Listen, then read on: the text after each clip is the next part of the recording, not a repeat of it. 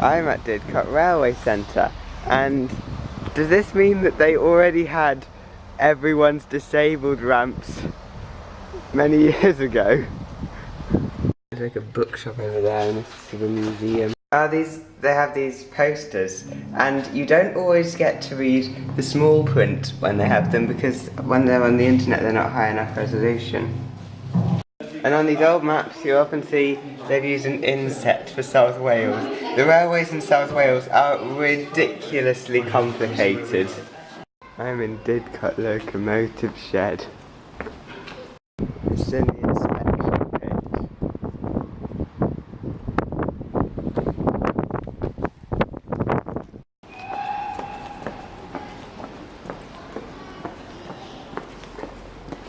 So then, there's this locomotive, and it's locked with a key.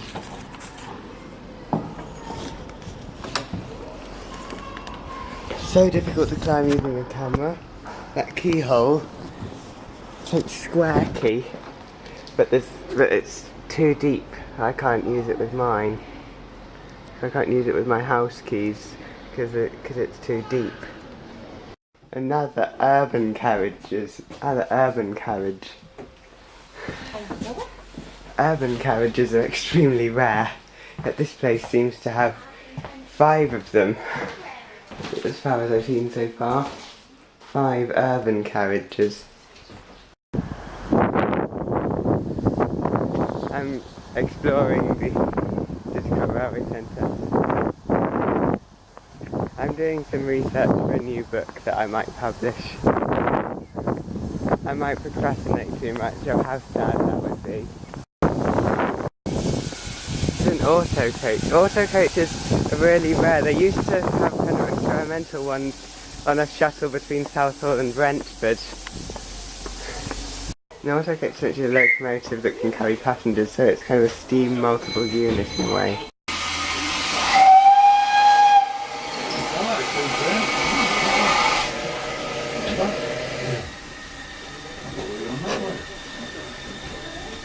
This has got to be like 1900.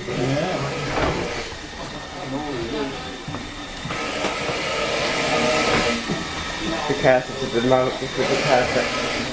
multiple unit.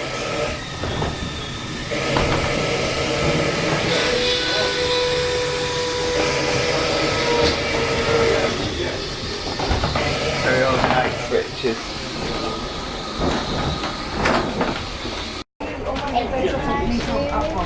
Oh, this must be the wagon. That's the motor unit, this is the trailer. To be honest, it's a little bit difficult to tell where the gap between the motor and the trailer is. Or actually, maybe this is the trailer, the motor's right, the engine's right at the end of the motor unit.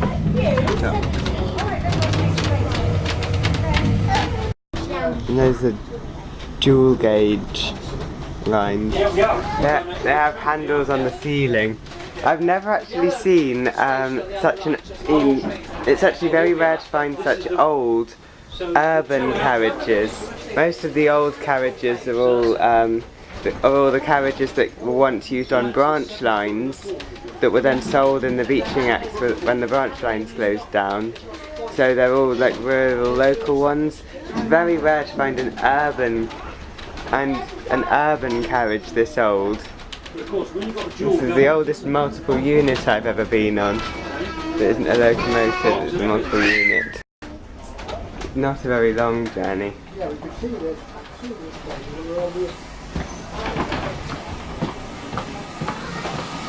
And perhaps a bit surprisingly for an urban train, there only seems to be one door, and it's a single leaf door for the passengers to get in and out through.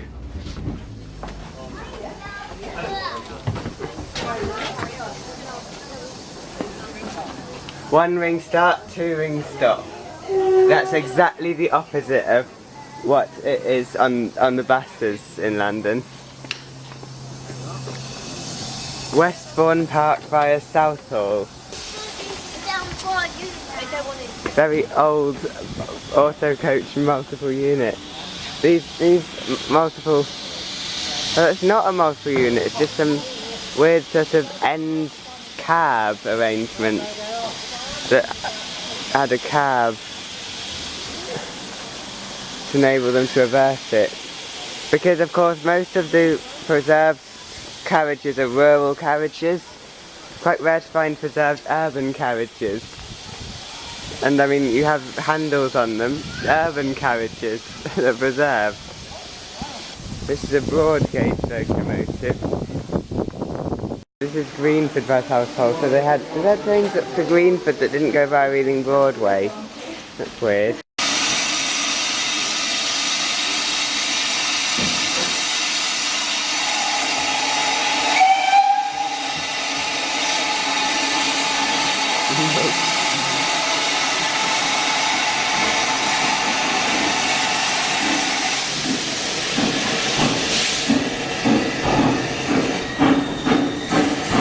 Castor Class 165.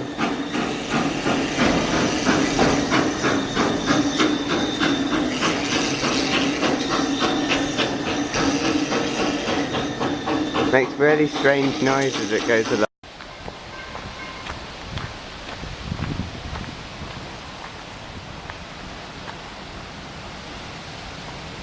The problem with these atmospheric pipes is how do they maintain a constant air pressure while also having a gap at the top for it to be attached to the train?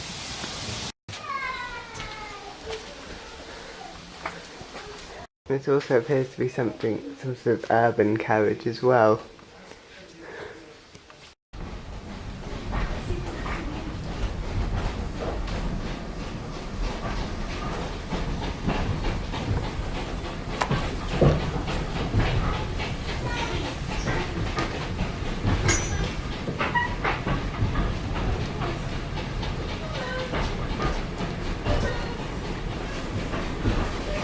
Great Western Railway welcomes you aboard the service to Didcot Road.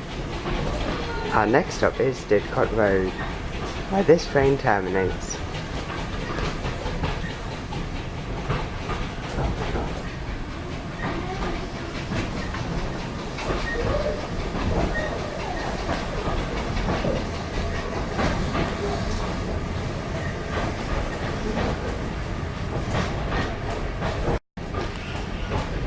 That's one of the tracks.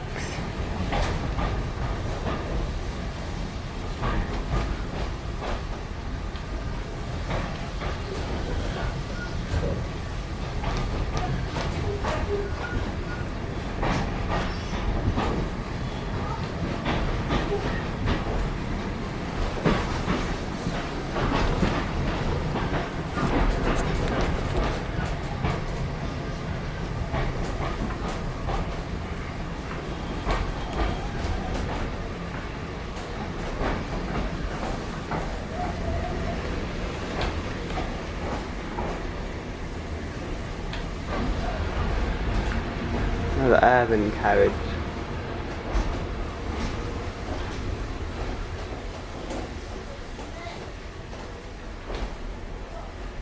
These are vents from when you're allowed to smoke on trains, and this is a light, and these are this weird sort of electrodes. So was this originally one sort of giant light bulb?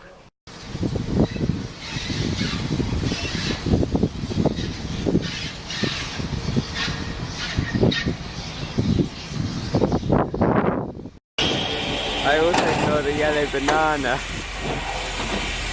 whatever it's called.